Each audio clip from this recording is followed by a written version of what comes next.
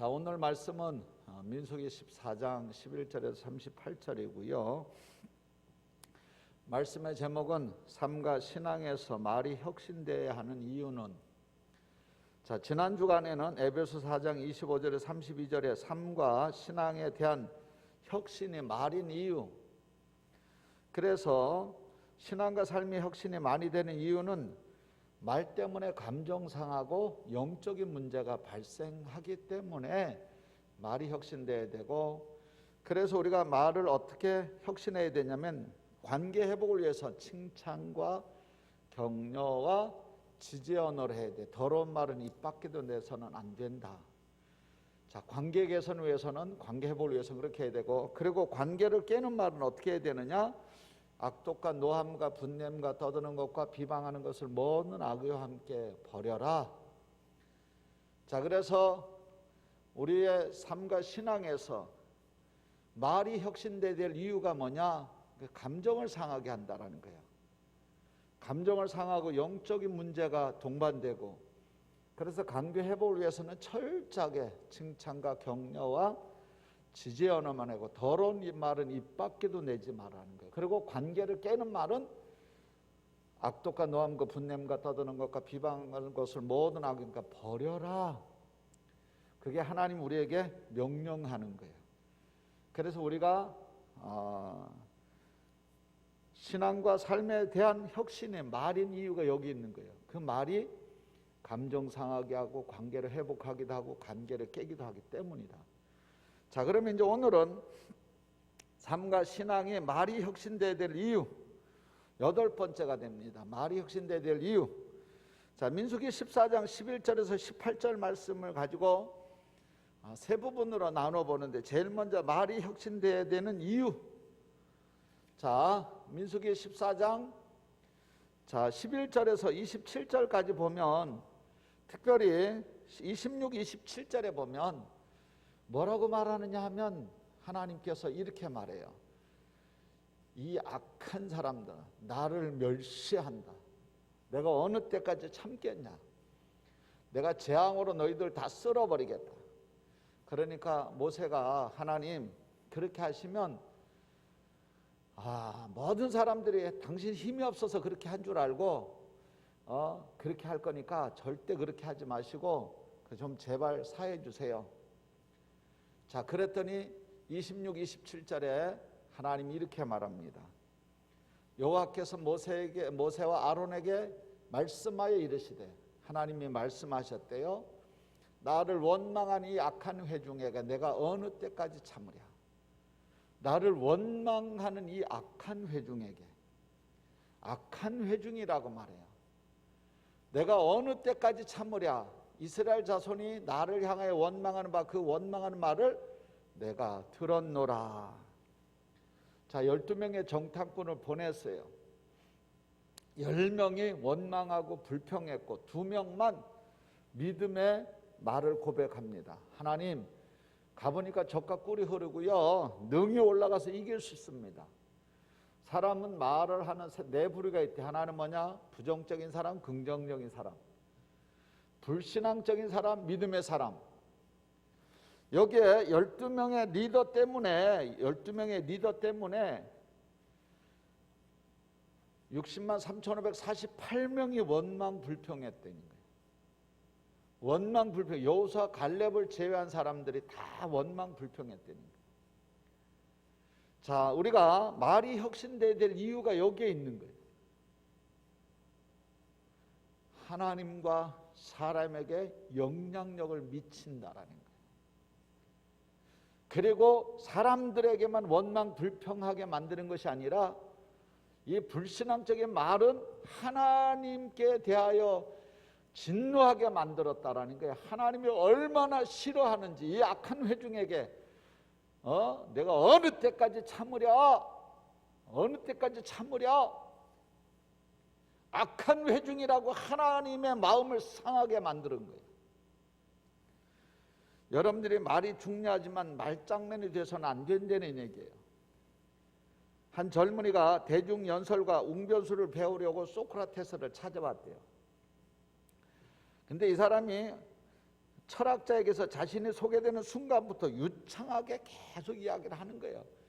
소크라테스가 끼어들 틈이 없는 거야. 막 하는 거야. 그러니까 소크라테스가 견디다 못해서 손을 잡아서 그 청년 입에다 탁 갖다 대면서, 여보게 젊은이, 자네에게는 수업료를 두 배로 받아야 할 것에. 그러니까 이 젊은이가 수업료가 2배라고요?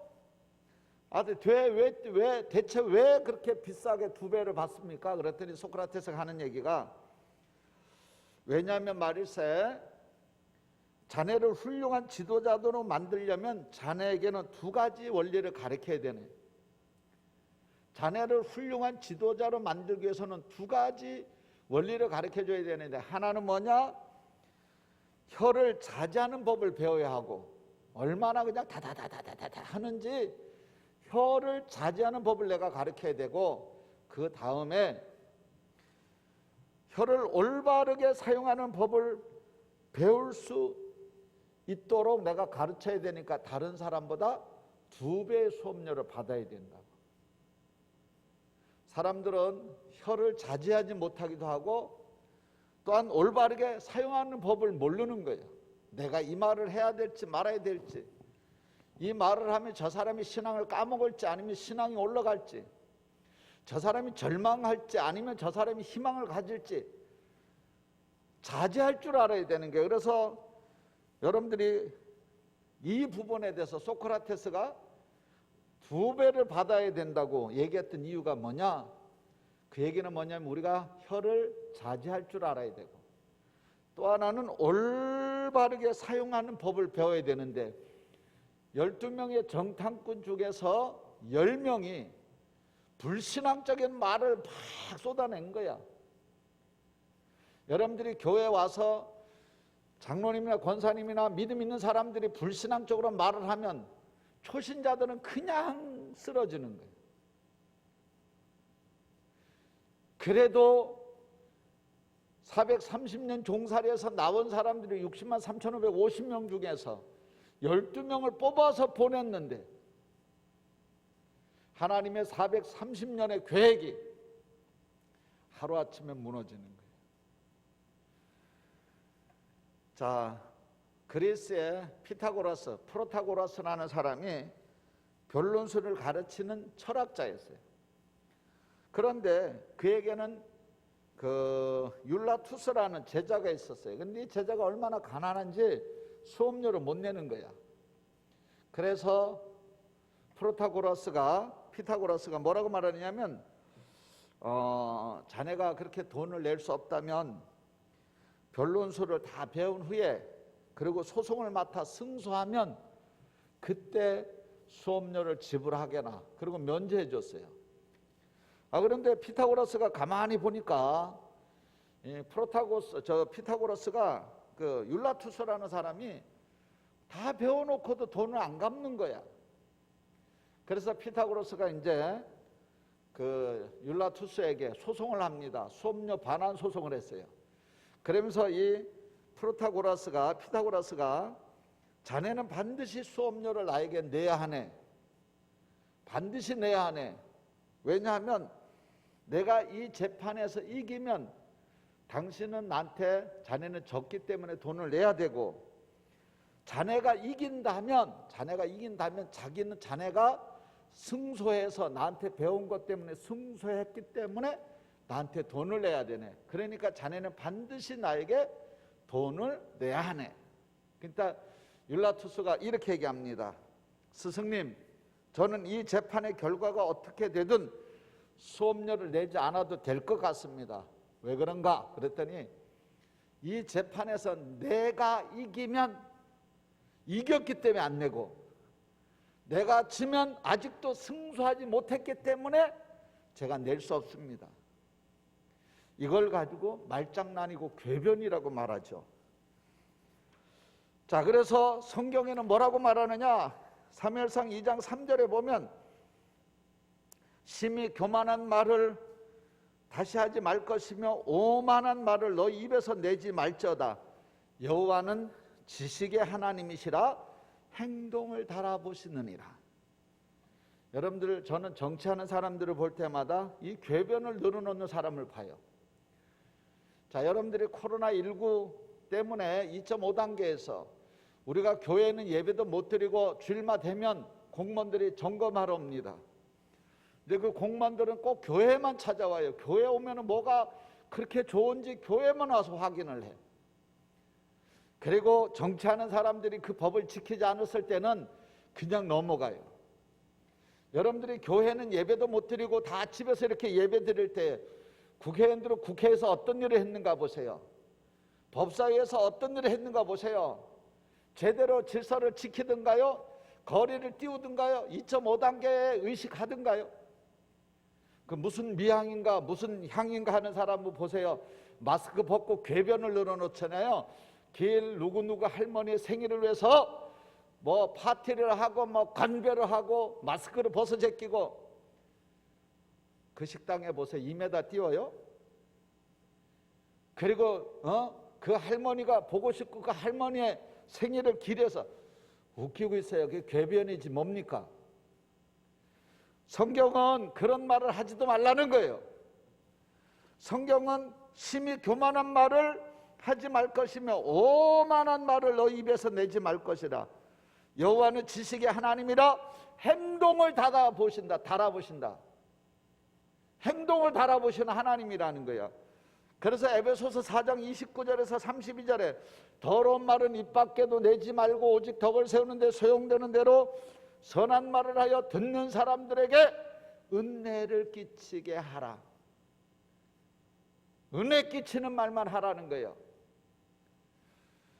여러분들의 리더가 얼마나 중요한가, 리더십을 발휘하는 리더가 말의 중요성인 데니스 퍼킨스라는 사람이 썼던 세클턴의 서바이벌 리더십이라는 책에 보면, 자, 영국 출신의 탐험가 어니스트 세클턴은 1914년 남극 탐험 중에 배가 난파된 뒤에 악종 고투 끝에 27명의 대원 모두가 637일 만에 기적적으로 구해낸 전설적인 인물이에요.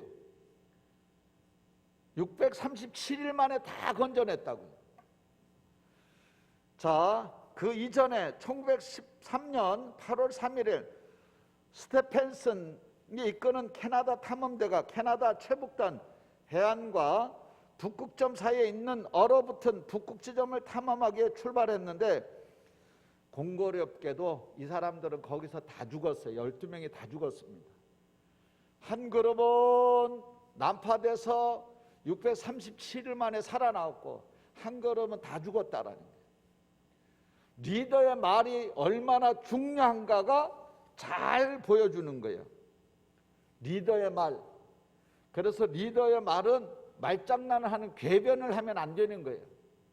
왜? 하나님은 행동을 달아보시는 분이기 때문에. 그래서 여러분들이 넬슨 만델라의 8가지 리더십에 보면 아주 중요한 얘기를 해요. 8가지를 하면서 제가 거기 8가지를 다 보니까 그 만델라가 얘기하는 것이 다 그거예요. 리더는 진짜로 말 궤변을 늘어놓는 게 리더가 아니라는 거예요. 말과 행동에 책임을 질 줄 아는 사람이 진짜 리더라는 거예요. 그래서 마귀가 가장 좋아하는, 악마의 가장 값비싼 무기가 뭔 줄 아세요? 원망과 불평을 통해서 절망하게 하는 무기.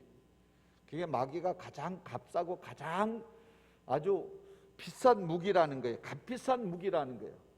돈 안 들이고 가장 값비싼 무기라는 거예요. 그래서 오늘 야고보서 1장 19절에 이렇게 되어 있습니다. 내 사랑하는 형제들아, 너희가 알거니와 사람마다 듣기는 속히 하고 말하기는 더디하며 성내기도 더디하라, 이렇게 나와요. 그래서 오늘 우리가 말이 혁신돼야 될 이유가, 리더의 말은 사람과 하나님께 영향력을 미치는데 430년 만에 돌아왔던 그 이스라엘 백성들이 가나안에 10명의 불신앙적인 말 때문에 광야에서 다 죽었다라는 거예요. 그리고 하나님의 마음에 상처를 주고 430년의 계획을 40년 뒤로 밀려나는 그런 일이 벌어졌어요. 여러분들이 한번 생각해 보세요. 코로나 1년도 지겹잖아요. 코로나 1년도 지겨운데 40년 동안 그들은 그들의 죄악을 지고 광야에서 다 죽었다라는 거예요. 1년 동안에 1000명도 안 죽은 이 코로나가 무서워서 교회도 못 오고 교회를 폐쇄시키는 이런 절망의 상황을 연출할 때 우리는 하나 기억해야 돼요. 우리의 말이 얼마나 중요하고 리더의 말이 얼마나 중요한가. 그 중에서도 믿음의 말이 얼마나 중요한가. 리더의 말이 사람과 하나님에게 영향을 미친다라는 걸 기억하셔야 돼요. 자, 두 번째, 믿음의 말로 혁신되어야 될 이유를 설명하고 있습니다. 그게 뭐냐? 28절에서 30절에. 자, 믿음의 말로 혁신되어야 될 이유가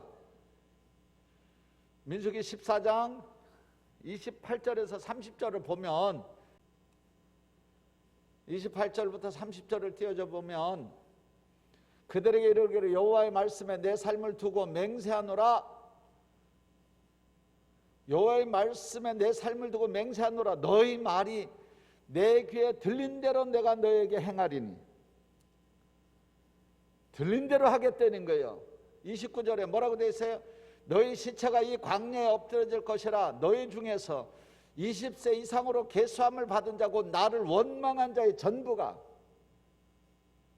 여분의 아들 갈렙과 눈의 아들 여호수아 외에는 내가 맹세하여 너에게 살게 하리라는 땅에 결단코 들어가지 못하리라. 어떤 사람만 들었느냐?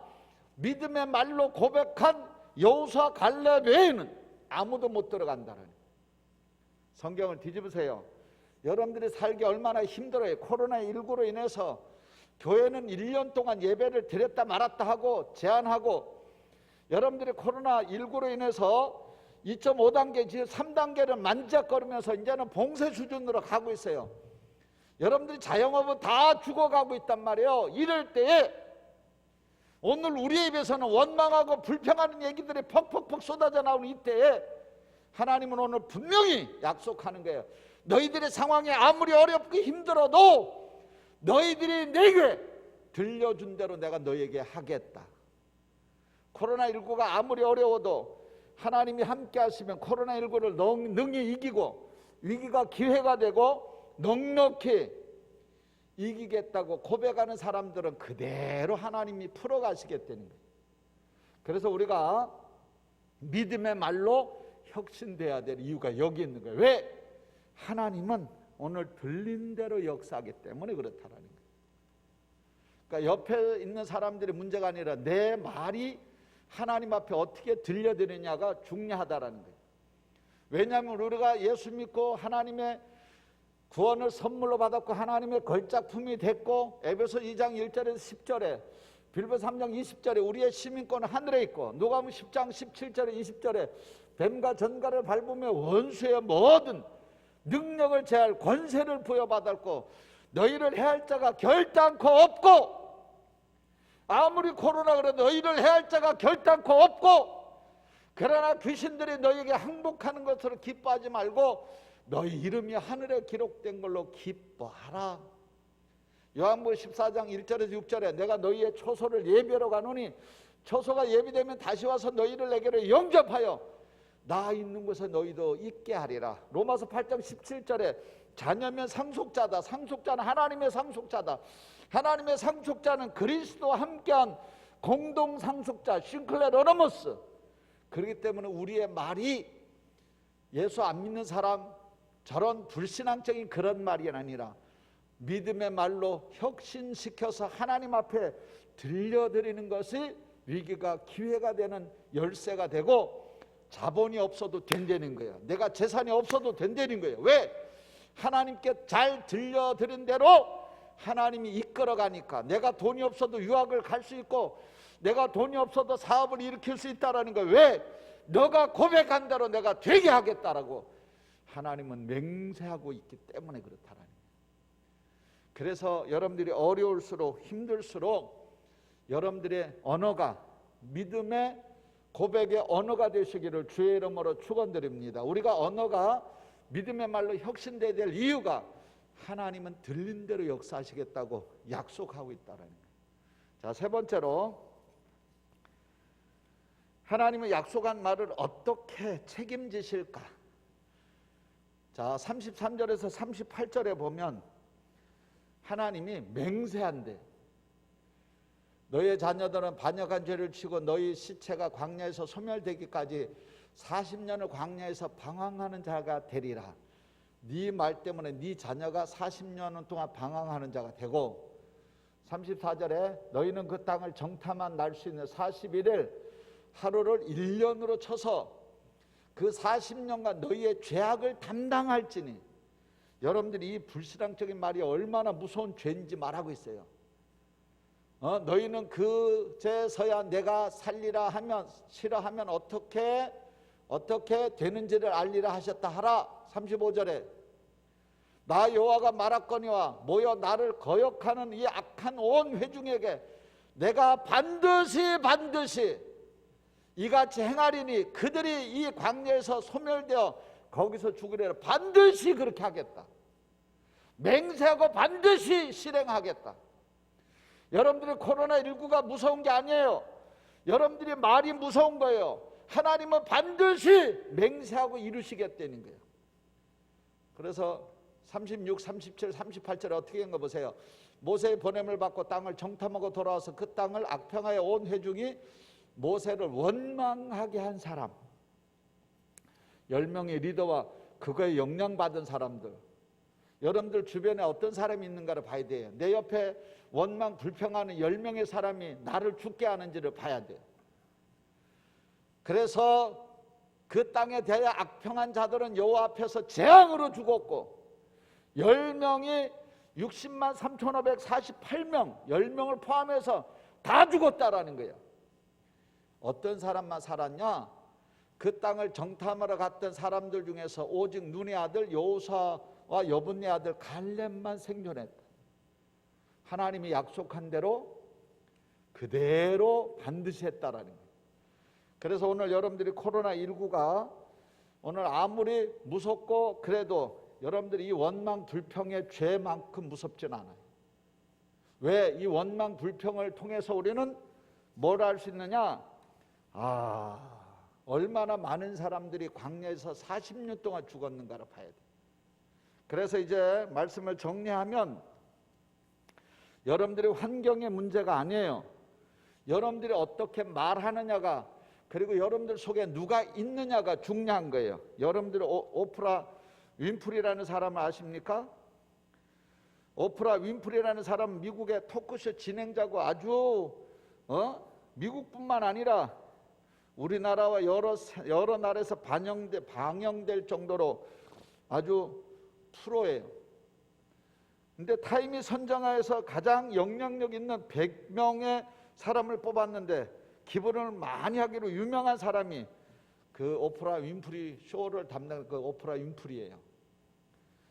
4천만 달러를 가난한 사람들을 위해서 오프라 아카데미, 리더십 아카데미를 설립했고 거기에 지원했어요. 그리고 그 라이프 스토리를 들어보면은 그 오프라 윈프리가 얼마나 불행하게 살았는 줄 아세요? 사생아였고 할머니에게 학대 속에 자랐고 9살 때 성폭행을 당했고 14살 때 사생아를 낳았고 마약됐던 사람이에요. 13살에 애를 낳았다니까 사생아. 그리고 자기 자신이 사생아였고 할머니에게 학대당했고 9살 때 성폭행 당했고 14살 때 사생아를 낳았고 그런 마약했던 그 인생이 예수님을 만나고 말씀을 붙들고 매일 기도하는 가운데 인생이 바뀌어졌어요. 그리고 그의 말이 바뀌어졌어요. 사람들이 이렇게 얘기합니다. 조롱합니다. 당신 사생아지, 마약도 했다지, 사생아도 낳았다지. 그러니까 오프라 윈프리가 이렇게 얘기해요. 그녀는 이렇게 말을 한다는 거예요. 그래서 그게 바로 오프라 윈프리요. 그러나 내 안에는 예수 그리스도가 계시고 그분은 위대하시다. 아주 통쾌할 정도로 멋진 분이다. 왜? 내 인생을 바꿔 놓았기 때문이다. 여러분들이 한번 생각해. 오프라 윈프리만큼 원망하며 불평하며 인생을 살아야 될 그 인생이 100대 사람 중에서 가장 세계에서 영향력이 100대 사람에 뽑혔다라는 것 자체가, 그리고 사람들이 너 사생아지, 너 사생아가 사생아를 낳았다지, 너 성폭행 당했지, 너 마약 됐다지, 그래도 아무렇지 그렇게 원망하지 않고 내 속에 있는 예수를 만남으로 내 인생이 바뀌었다라는 거예요. 여러분들이 진정으로 주님을 만난 사람은 말이 바뀔 줄로 믿습니다. 오프라 윈프리 같은 사람이 될 줄로 믿습니다. 그래서 오늘 우리가 삶과 신앙에서 말이 혁신되어야 될 이유 3가지. 왜? 첫 번째, 사람과 하나님에게 영향을 미치고, 그렇기 때문에 말이 믿음의 말로 혁신되어야 될 이유가 하나님은 들린 대로 역사하시고 이루시는 분이고, 그리고 반드시 맹세한 대로 이루어 주시는 분이기 때문에, 반드시. 그렇기 때문에 우리가 삶과 신앙에서 말이 혁신돼야 돼요. 여러분들이 환경이 문제가 아니라 내 속에 예수가 있고 그러면 말이 혁신되게 돼 있어요. 누구처럼? 오프라 윈프리 같이 인생이 바뀌어질 줄로 믿습니다. 그 중심에 은혜교회와 은혜교회 성도들이 있을 줄로 믿습니다. 기도합니다. 사랑 많으신 하나님, 은혜와 사랑을 감사를 드립니다. 오늘 거룩한 주일을 맞아 온라인으로 예배드리는 성도님들, 삶과 신앙에서 말이 혁신되어야 될 이유가, 우리의 리더의 말은 사람과 하나님께 영향을 미치게 되고, 그리고 말이 믿음의 말로 혁신되어야 될 이유가 하나님은 당신 귀에 들린 대로 행하시는 분이시고, 그리고 하나님은 그 약속을 어떻게 이루시는가를 봤더니 반드시 맹세하건대 그 원망 불평한 사람들은 광야에서 그들의 죄를 지고 40년 동안 유리하며 다 죽었지만, 여호수아 갈렙과 또 20세 미만의 사람과 광야에서 태어난 사람들은 다 하나님이 가나안에 들어가게 하셨습니다. 하나님은 당신이 약속한 것을 반드시 이루시는 분이기 때문에 이제 우리의 말이 아무리 우리가 환경이 어려워도 내 속에 예수가 계시고 성령님이 계시는 한 믿음의 고백만 할 수 있도록, 신앙적인 고백만 할 수 있도록 하나님 도와주셔서 여호수아 갈렙 같은 인물들이 이 은혜교회와 은혜교회 성도들에게 수없이 일어나서 하나님께 쓰임받는 리더들이 다 되도록 도와주시옵소서. 예수님의 이름으로 간절히 기도드리옵나이다. 아멘.